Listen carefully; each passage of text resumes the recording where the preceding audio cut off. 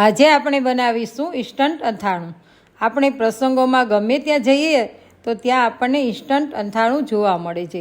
જો કે mostly instant અથાણા કોઈ પણ મહેમાન આવે ને તો આપણે પણ તાત્કાલિક બનાવીએ છીએ। તો આજે આપણે ગાજર અને મરચાંનું ઇન્સ્ટન્ટ અથાણું બનાવીશું। તો મેં અહીં 2 ગાજર લીધા છે જે 300 ગ્રામ જેટલા છે, અને ઘરમાં મરચાં પડેલા તેમાંથી તમને બતાવવા માટે મેં લાલ મરચાં, લીલા મોટા મરચાં અને નાના મરચાં લીધા છે। આમાંથી તમે કોઈ પણ એક જાતના મરચાં પણ લઈ શકો છો। હવે મરચાંને મેં ધોઈને કોરા કરી લીધા છે, અને ગાજર છે તે મેં દેશી લીધા છે જેથી સ્વાદ પણ સારો આવે। હવે આપણે આ મરચાંને લાંબી ચીરી કરીને સુધારી લઈશું। મરચાંમાં બી હોય અને તમારે કાઢી નાખવાના હોય તો બી કાઢી લેવા।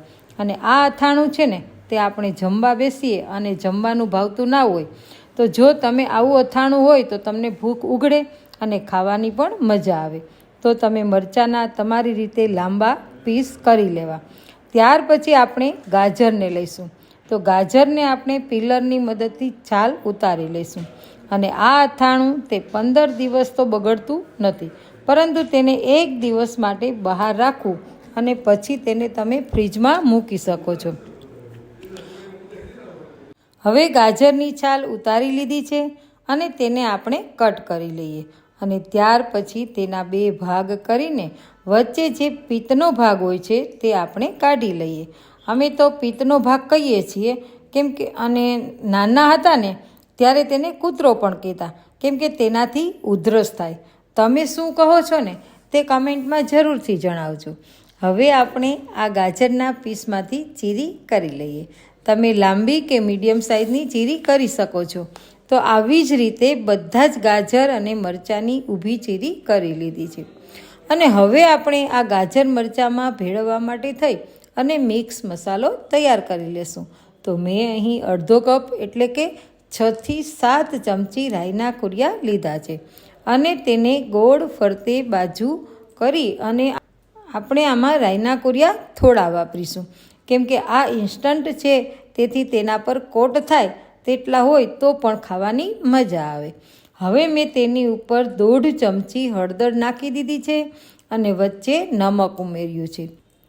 તો નમક છે તે આપણે 1 ચમચી લીધું છે અને તે વચ્ચે નાખીશું। તેની ઉપર જે આપણે મસાલો બનાવીશું ને ત્યારે તેલનો ભાગ ઉમેરીશું તો નમકમાંથી ભેજનો ભાગ ના રહે। અને નમકની વચ્ચે મેં 1 ચમચી હિંગ એડ કરી છે, અને આ આપણે મસાલો તૈયાર કરીને રાખી દીધો છે। હવે મેં ગેસ ઉપર ગરમ કરવા માટે એક નાની તપેલીમાં 2.5 થી 3 પાવરા તેલ મૂકી દીધું છે ગરમ થવા। અને ગરમ થઈ જાય એટલે ઠંડુ પડવા દેવાનું છે, એટલે કે સતપ રહે તેવું થવા દેવાનું છે। તમે કાચું તેલ પણ તાત્કાલિક ખાવા માટે ઉપયોગમાં લઈ શકો છો।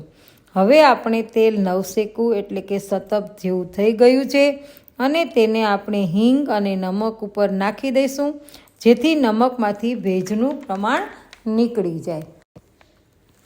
કેમ કે ગરમ તેલ નાખો ને તો રાઈના કુરિયા ચીકણા થઈ જાય અને થોડા દિવસ પછી તેમાં ચીકાશ થઈ જાય તો ખાવાનો ટેસ્ટ છે તે ના આવે। નવશેકું તેલ જ નાખવું। હવે આપણે તેલ નાખ્યા પછી બધું જ મિક્સ કરી લેવું, અને હવે તેલમાં કુરિયા મિક્સ કરી લેવા।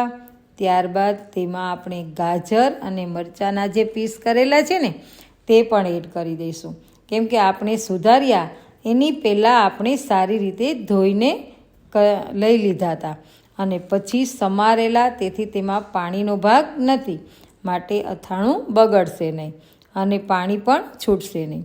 હવે બધું જ આપણે મિક્સ કરી દઈશું। તો આવી જ રીતે અથાણું બનાવવું જેથી કરીને ખાવાની ખૂબ જ મજા આવશે।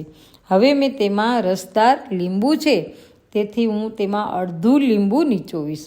તમે આખું લીંબુ પણ નીચવી શકો છો, કેમ કે કુરિયા થોડા કડવા હોય માટે જો લીંબુ નાખીએ ને તો સરસ ખાટું લાગે, માટે લીંબુ નાખ્યા પછી તેને બધું જ મિક્સ કરી લેવું। આ અથાણું 1 દિવસ રાખી મૂકશો ને તો બીજા દિવસથી ખાવાનો ખૂબ જ ટેસ્ટ આવશે, કેમ કે તેમાં રાઈનો બોળો છે ને તે ચડી ગયો હોય છે।